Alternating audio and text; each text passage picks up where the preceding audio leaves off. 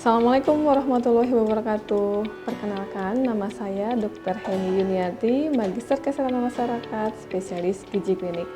Kali ini kita ketemu lagi untuk membahas apa manfaat dari microgreen untuk kesehatan kita. Nah, teman-teman, ada yang tahu apa itu microgreen? Microgreen adalah tumbuhan kecil yang bisa dihasilkan dari biji, sayuran, herba, atau tanaman lainnya. Tapi microgreen itu tidak sama dengan kecambah. Nah, microgreen ini bisa dipanen tepat setelah perkembangan daun cotyledon dengan satu set daun sejati. Teman-teman mungkin agak kesulitan untuk membedakan apa perbedaan dari microgreen dengan sayuran yang lain. Nah, microgreen ini adalah jenis sayuran kecil yang bisa kita panen setelah 14 hari. Jadi cepat ya teman-teman ya. Setelah berusia 14 hari setelah kita tanam, microgreen ini bisa kita konsumsi. Berbeda dengan sayuran yang biasa kita makan yang membutuhkan waktu kurang lebih dari sebulan.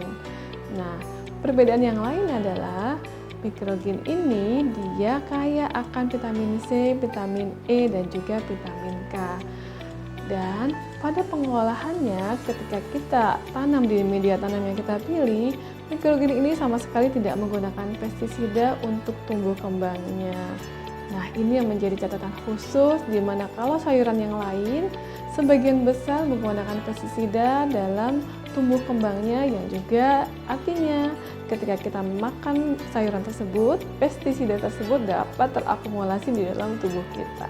Nah, dalam sayuran yang biasa kita makan atau dalam buah-buahan yang biasa kita makan, apakah teman-teman sempat terpikir bahwa selain kita memakan sayuran dan buah sebagai sumber serat dan vitamin serta mineral, juga ada kandungan pestisida yang terkandung di dalam buah dan sayur tersebut? Dari mana ya datangnya? Nah, pestisida tersebut bisa datang dari penyemprotan saat melakukan penanaman. Misalnya disemprotkan dengan insektisida, fungisida, nemasida, askarisida maupun bakterisida. Banyak banget ya teman-teman. Jadi petani itu berupaya agar hasil tanamnya baik sehingga memberikan berbagai macam pestisida agar buah dan sayur yang kita konsumsi dalam keadaan enak dipandang mata. Namun ada satu hal yang harus kita perhatikan, dengan banyaknya pestisida yang digunakan saat tumbuh kembang sayur dan buah tersebut, maka semakin banyak pula akumulasi pestisida yang ada di dalam tubuh kita. Nah, teman-teman, mungkin saya ingatkan sedikit bagaimana peran pestisida dalam menimbulkan berbagai penyakit di dalam tubuh kita. Yang pertama, pestisida itu selain dari makanan, kita juga bisa mendapatkannya dari hirupan. Jadi misalnya kita menggunakan pestisida ketika kita mengolah tanam-tanaman dan itu terhirup dan itu juga bisa terakumulasi dalam tubuh kita. Atau ketika kita memegang pestisida dengan kulit kita, skin ya, itu juga bisa terakumulasi di dalam tubuh kita. Jadi ada 3 cara ketika kita terakumulasi pestisida. Yang pertama adalah dengan makanan yang kita makan ketika mengandung pestisida. Yang kedua adalah dengan hirupan, ya ketika kita tidak sengaja menghirup udara yang mengandung pestisida. Lalu yang ketiga adalah dengan kontak kulit. Nah, lalu seberapa besar bahaya pestisida untuk kesehatan kita? Mungkin teman-teman juga sering mendengar ya, begitu seriusnya masalah kesehatan yang bisa ditimbulkan ketika banyaknya akumulasi pestisida di dalam tubuh kita.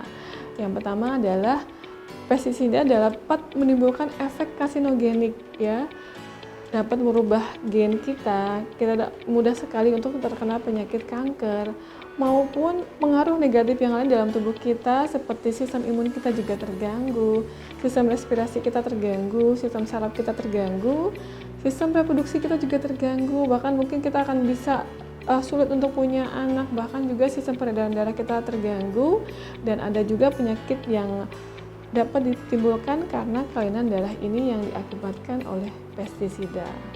Kita tadi sudah membahas mengenai pestisida. Sekarang karena microgreen ini dalam pengolahannya tidak menggunakan pestisida, sekarang kita teliti dulu apa kandungan nutrisi yang ada pada sayuran microgreen ini. Nah, sayuran microgreen ini teman-teman, selain dia mengandung serat dan juga vitamin dan mineral yang sangat kita butuhkan untuk kesehatan, microgreen juga mengandung beberapa elemen nutrien dalam bentuk makro dan mikro yang juga sangat membantu dalam metabolisme tubuh kita agar tetap sehat. Nah, unsur makro seperti kalsium untuk kesehatan gigi dan tulang kita, magnesium, fosfat, dan kalium itu banyak dikandung di dalam sayuran microgreen, teman-teman.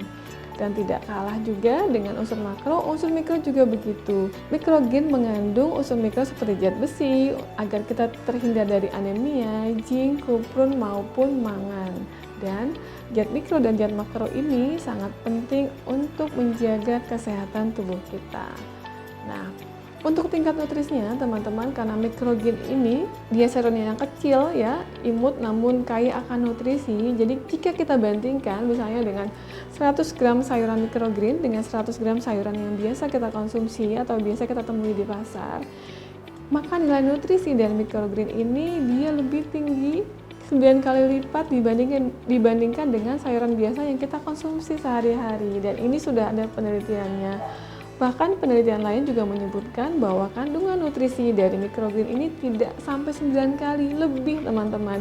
Sampai 40 kali lebih besar dibandingkan dengan sayuran yang selama ini kita konsumsi. Nah, teman-teman, karena sebegitu baiknya dari kandungan nutrisi dan kepentingan microgreen untuk kesehatan kita, mari kita lihat yuk bagaimana cara pengelolaan microgreen yang bisa kita terapkan di rumah kita sehari-hari dengan memakai bahan-bahan yang sering sekali kita temui di rumah, bahkan bisa jadi barang-barang itu juga tidak kita pergunakan lagi atau kita anggap sebagai barang-barang sampah, ternyata sangat berguna ketika kita manfaatkan untuk pembuatan microgreen. Ya, teman-teman lihat videonya di sini ya. I will show you how to grow your own microgreens at home.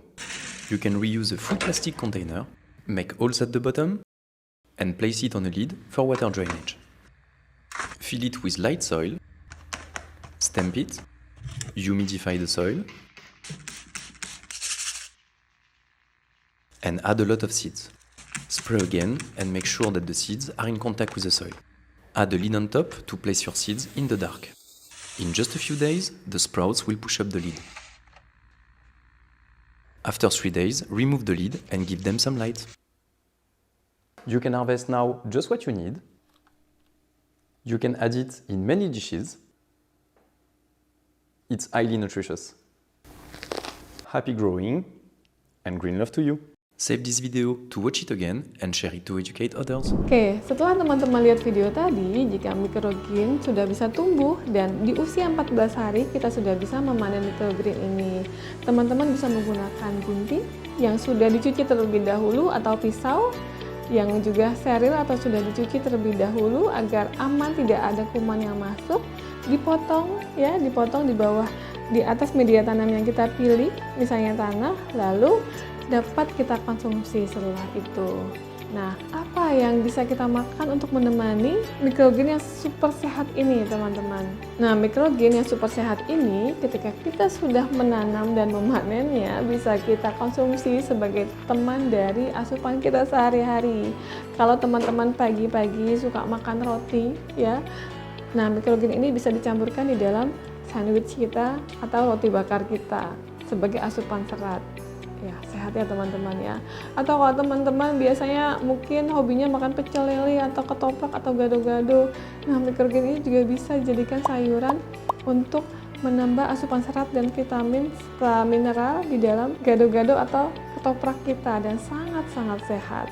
Dan juga makanan yang lain adalah kita juga bisa mengolah microgreen itu menjadi smoothie yang sangat sehat. Nah teman-teman, satu hal yang mendasar adalah pengolahan dari microgreen ini dianjurkan untuk tidak memakai api atau di atas kompor. Jadi kita memakainya bahan fresh dan langsung kita makan sebagai topping atau sebagai makanan atau sebagai dishes atau sebagai smoothies dalam menu sehari-hari. Subhanallah.